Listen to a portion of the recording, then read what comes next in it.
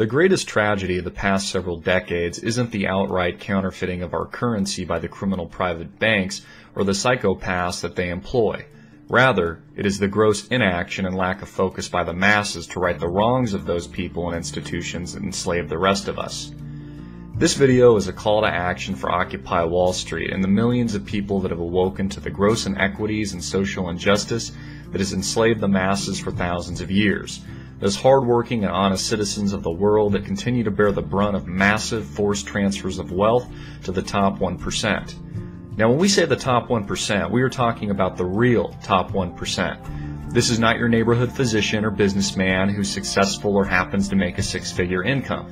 In fact, many of these people defend Occupy Wall Street, the movement, and there is nothing inherently wrong with personal success or making money. Rather, it is how you make it that we are concerned with.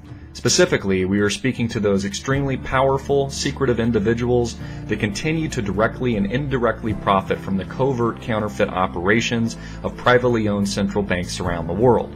This is critical, because it is these same institutions that are directly responsible for the massive wealth redistribution and inequality that we experience today.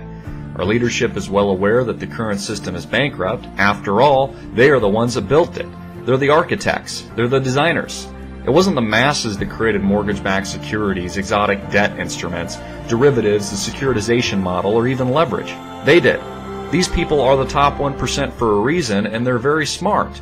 That's exactly why they took out an insurance policy prior to the stock market crash of 2008 and the collapse of global financial markets.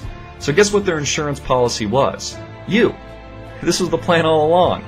Design the system to fail and intentionally bankrupt the masses while carefully redistributing the wealth to the top 1%. Once the people lose everything and begin to take to the streets, such as the case today, they will begin to deliver to you the solution to the problem they created in the first place.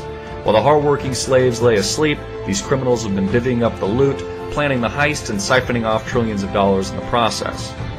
Now, when it becomes painfully obvious to the citizens of the world that the current system isn't working anymore, the next step will be to force austerity, cut millions of pensions and retirement accounts, and stop making payments altogether. No more unemployment checks, welfare, Social Security, or other social programs. They simply can't afford it. Remember, taxpayer bailouts were never intended to save the economy. The goal was to bankrupt it. And as Rome burns, the bailouts and stimulus will continue into infinity until our currency has literally been inflated beyond any reasonable use, and then the entire system will collapse. You'll be begging for a solution at this point, and they'll gladly give it to you. The gasoline has already been poured. All they need to do is light the match. Now, what I've just described to you is pretty obvious stealing, and it is also morally wrong. It has and will ruin millions of people's lives. People will go hungry, some will die. Millions of people have already been sacrificed, and now that the masses have lost everything, they have begun to lose hope, and this is exactly where we sit today. This is Occupy Wall Street. Millions of people take to the streets as they continue to lose their homes, retirement accounts, pensions, 401ks, and life savings. Remember, this was the plan all along. Meanwhile, the same individuals that caused, orchestrated, and profited from the collapse in the first place walk the streets as free men. They sail their yachts, play golf, sip fine wine, and buy their third and fourth home, many of them yours. Who do you think owns the banks anyways? They do, and they're foreclosing on all of your real property as we speak. They are the kings and queens of today's society, and you, the peasant. You see, nothing has really changed in thousands of years. You've simply been conned and sold the illusion of freedom. You only think you're free. Need a house? A car? Sorry, you can't afford it. But we can lend you the money. All you have to do is pay us a little interest. Sound like a good deal? And you see, this is precisely the problem. All you do is pay. You pay interest on your house, your car, food, gas, college, not to mention bailouts for the cronies that bankrupted you and convinced you this is how things work in the first place. And when you really investigate, when you really begin to search for the truth and look at the facts, you'll begin to understand that you really don't own anything at all. Instead, you're the one that's owned. You see, it is the central banks around the world and the people that they employ that are the true enemy of the state, the true enemy of the people.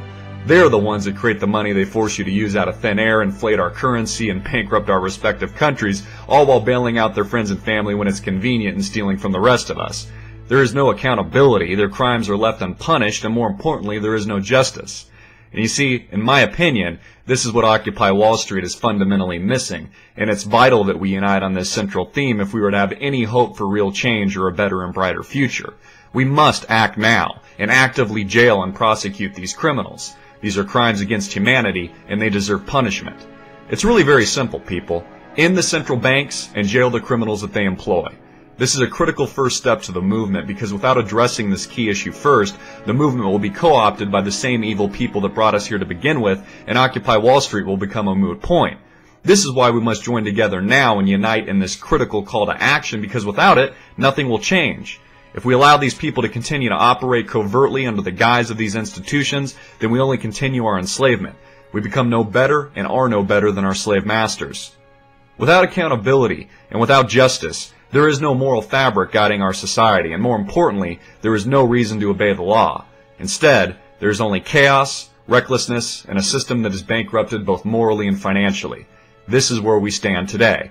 You want freedom? You want real change? Then jail the criminals enslaving us and end the privately owned central banks. Then, let's talk demands. I'm Christopher Green. You've been watching Greenwave TV, alternative media television, and I just deliver the Daily Wave. Hard-hitting and in your face, America.